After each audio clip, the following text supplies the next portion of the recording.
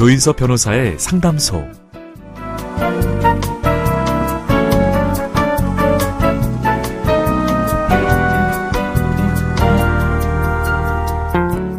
따뜻한 차 한 잔이 생각나는 계절이죠. 유독 추위를 많이 타는 사람에게는 인삼차가 좋고요.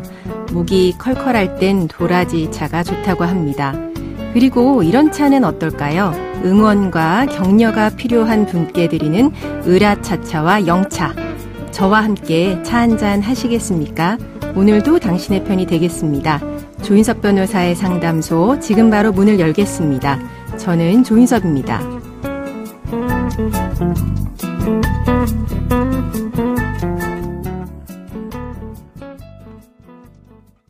당신을 위한 로하우스 조담소 박세영 변호사와 함께합니다. 안녕하세요. 네, 안녕하세요. 법무법인 신세계로의 박세영 변호사입니다. 오늘은 어떤 고민이 기다리고 있는지 먼저 사연부터 알아보겠습니다.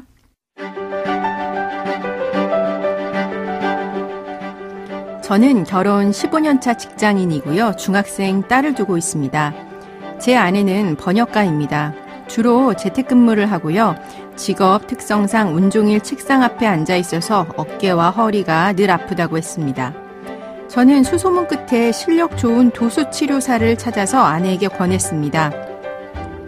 그런데 그 일이 훗날 저한테 고통을 안겨줄 거라고는 꿈에도 몰랐습니다. 늘 화장기 없는 얼굴로 일만 하던 사람이 언젠가부터 곱게 화장을 하고 나가더라고요.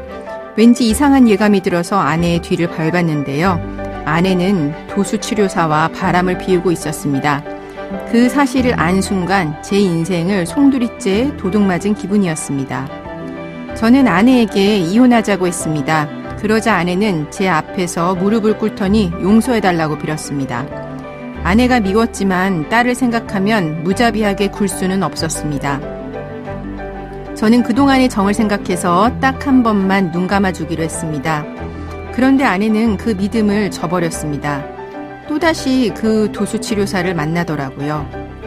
결국 저는 아내와 협의이혼을 했습니다. 저한테는 끔찍한 기억을 안겨준 사람이지만 딸에게는 매우 좋은 엄마이기에 아이의 친권 및 양육자를 아내로 지정했고요. 아내가 저에게 위자료를 지급하지 않는 대신 저 역시 아내에게 양육비를 주지 않기로 정했습니다. 그런데 이대로는 화병이 날 것 같습니다. 아내와 바람난 도수치료사에게는 위자료를 청구하고 싶은데요. 가능할까요? 알아보니까 구상금이라는 게 있어서 아내도 돈을 내야고 한다던데요. 그거는 뭘까요?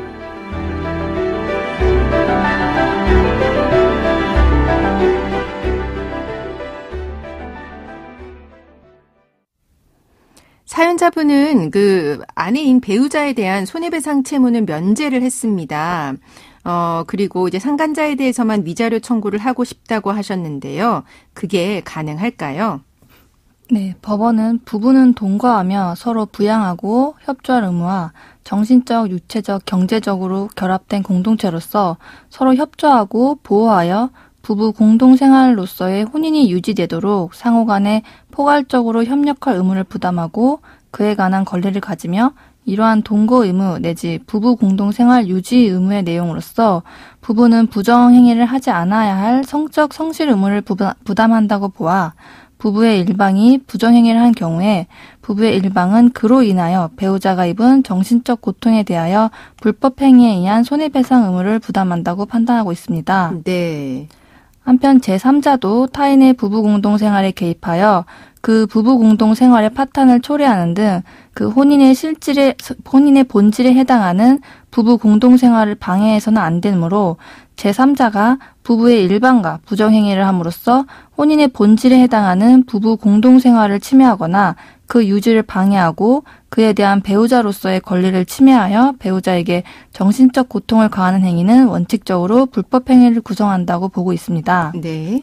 부부 일방과 제3자가 부담하는 불법행위 책임은 공동불법행위 책임으로서 부진정연대 채무의 관계가 있습니다. 네, 부진정연대 채무 어떤 관계일까요? 네, 부진정연대 채무자들은 채무 전액에 대해서 채무를 부담하며 채권자는 부진정 채무자 1인에 대하여 채무의 전부나 일부의 이행을 청구할 수 있고 배우자와 상간자는 채무 전액에 대해 채무를 부담하며 채권자가 채무자 중 1인에 대해서 손해배상에 관한 권리를 포기하거나 채무를 면제하는 의사표시를 하였다 하더라도 다른 채무자에 대해서는 그 효력이 미치지 않습니다. 네, 좀 쉽게 이야기를 하면은 배우자와 상간자가 같이 책임을 져야 되고 둘 중에 한 명만 책임을 져도 된다는 의미로 해석이 되거든요. 네, 그렇기 때문에 의뢰인이 배우자에 대해서 위자료 청구를 하지 않겠다고 하였어도 이로써 상간자에 대한 손해배상 채무가 전부 변제되었다고 할 수 없으므로 상간자에게는 별도로 손해배상을 청구할 수 있습니다. 네, 이제 중요한 거는 배우자한테는 면제를 해줬지만 상간자한테는 별도로 청구할 수 있다라고 하는 내용이네요.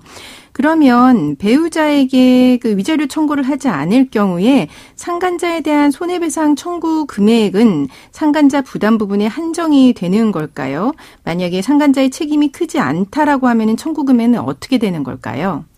법원은 공동불법행위 책임은 가해자 각 개인의 행위에 대해서 개별적으로 그로 인한 손해를 구하는 것이 아니라 그 가해자들이 공동으로 가한 불법행위에 대하여 그 책임을 추궁하는 것이므로 공동불법행위로 인한 손해배상 책임의 범위는 피해자에 대한 관계에서 가해자들 전원의 행위를 전체적으로 함께 평가하여야 정하여야 하고 그 손해배상액에 대해서는 가해자가 각자가 그 금액의 전부에 대한 책임을 부담하고 가해자 1인이 다른 가해자에 대하여 불법행위에 가공한 정도가 경미하다고 하더라도 피해자에 대한 관계에서 그 가해자의 책임 범위를 위와 같이 정해진 손해배상액의 일부로 제한하여 인정할 수 없다는 입장입니다. 네, 그러면은 이 사연의 경우는 어떻게 되는 걸까요? 네, 그러므로 의뢰인의 경우 배우자에 대해 위자료를 청구하지 않고 상간자에 대해서만 불법행위에 의한 손해배상을 청구할 경우에도 위자료 전액을 청구할 수 있습니다. 네, 상간자에 대해서 청구하는 경우에 책임이 제한되거나 하는 건 아니고 위자료 전액을 청구할 수 있는 거네요. 그런데 이제 사연을 보니까 구상금이라고 하는 말이 나왔습니다. 이 구상금에 대해서 설명을 해주세요.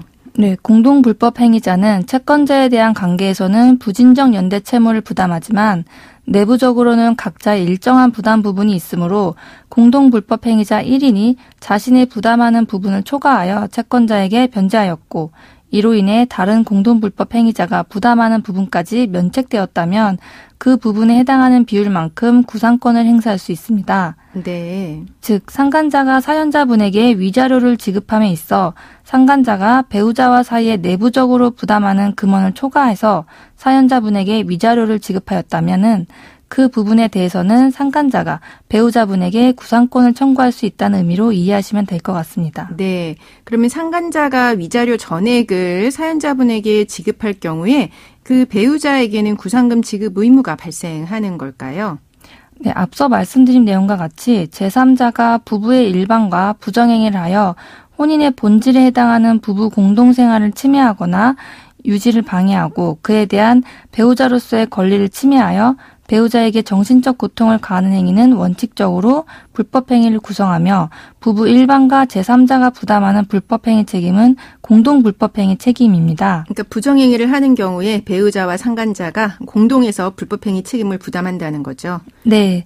공동불법행위자는 채권자에 대한 관계에서는 연대 책임을 지지만 공동불법행위자들 내부 관계에서는 일정한 부담 부분이 있고 이 부담 부분은 공동불법행위자의 과실의 정도에 따라 정해지며 공동불법행위자 중 1인이 자신이 부담하는 부분 이상을 변제하여 공동의 면책을 얻게 하였을 때는 다른 공동불법행위자에게 그 부담 부분의 비율에 따라 구상권을 행사할 수 있습니다. 네.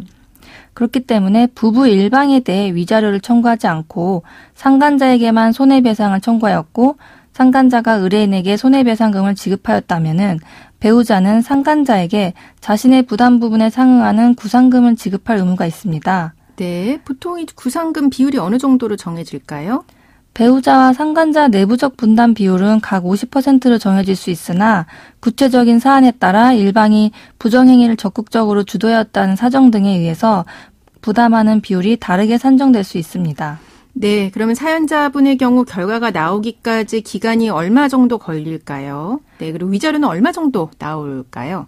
사연자분이 상간자에 대한 손해배상을 청구할 경우 소장 접수 및 상간자의 답변서 제출 등의 절차를 고려하면 통상 6개월 정도 시간이 소요될 수 있습니다. 네. 다만 상간자 측에서 부정행위 사실을 전부 인정하고 사연자분과 손해배상 금액에 대해서만 협의를 하고자 한다면 보다 빠르게 사안이 종결될 수 있습니다. 네, 인정되는 위자료는 얼마 정도 될까요? 위자료 금액에 대해서는 지금 배우자분과 상간자 사이 부정행위 기간과 행위 태양 등에 대해서 구체적으로 언급되지 않아 정확히 말씀드리기 어려운 부분이 있으나 사연자분과 배우자분의 혼인 기간, 사연자분이 부정행위 사실을 인지한 이후에도 지속적으로 만남이 이루어진 점, 실제 사연자분과 배우자분의 혼인관계가 파탄에 이른 점 등을 종합적으로 고려하여 대략 1,500만 원에서 2천만 원 정도 사이에서 인정될 것으로 보입니다. 네, 그럼 지금까지 상담 내용을 정리해보자면 협의 이혼을 할 당시 배우자에게 위자료 청구를 하지 않겠다고 했어도 상간자에게 별도로 손해배상 청구를 할 수 있고요. 이런 손해배상 청구는 혼인관계를 파탄나게 한 불법행위에 대해서 책임을 묻는 건데요. 배우자와 상간자 모두 공동으로 불법행위를 했다라고 보기 때문입니다. 따라서 상간자의 책임이 가볍다라고 하더라도 위자료 전액을 청구할 수 있고요. 다만 상간자가 위자료 전액을 사연자분에게 지급할 경우 상간자는 배우자를 상대로 구상권 행사할 수 있다는 점은 알아두셔야 될 것 같습니다. 지금까지 박세영 변호사와 함께했습니다. 네, 감사합니다.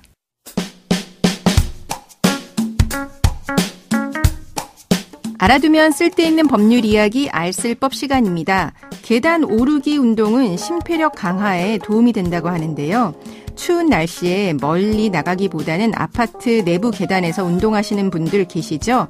최근에 한 아파트 입주민이 아파트 내부 계단에서 1층부터 12층까지 걸어 올라간 뒤에 엘리베이터를 타고 내려오는 운동을 반복해 왔는데요.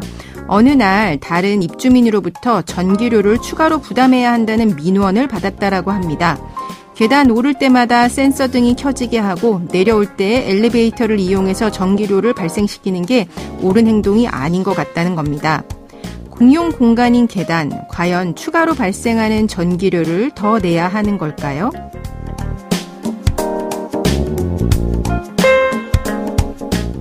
에너지관리공단의 분석에 따르면 센서 등이 켜질 때마다 0.001원 정도의 전기료가 더 발생하는 것으로 추정됩니다.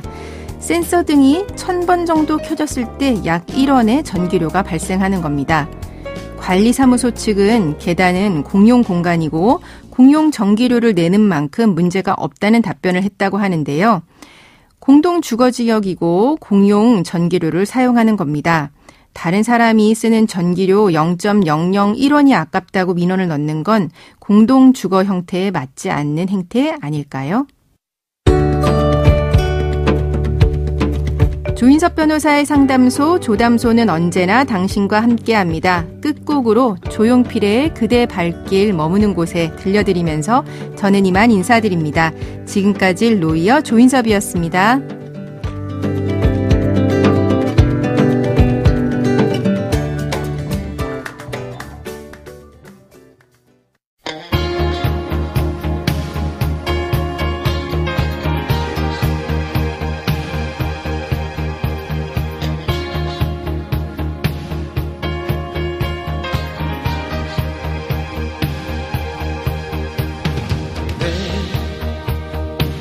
발길이 머무는 곳에 숨결이 느껴진 곳에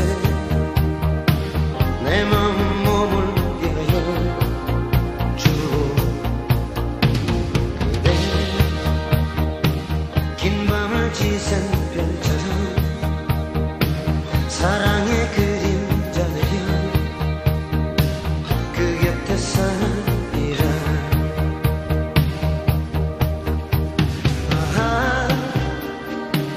내 곁에 있는 모든 것들이 정녕 기쁨이 되게 하여 주오.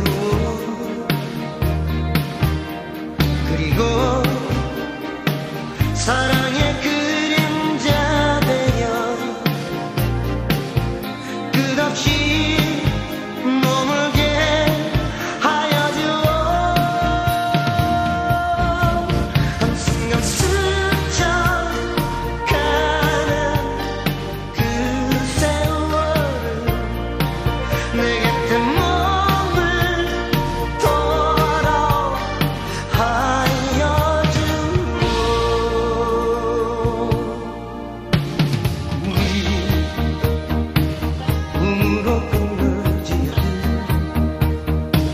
사랑은 영원히 너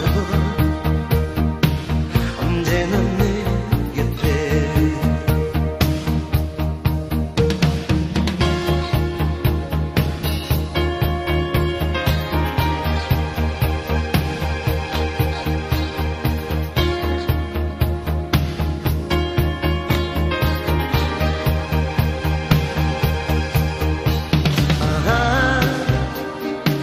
내 곁에 있는 모든 것들이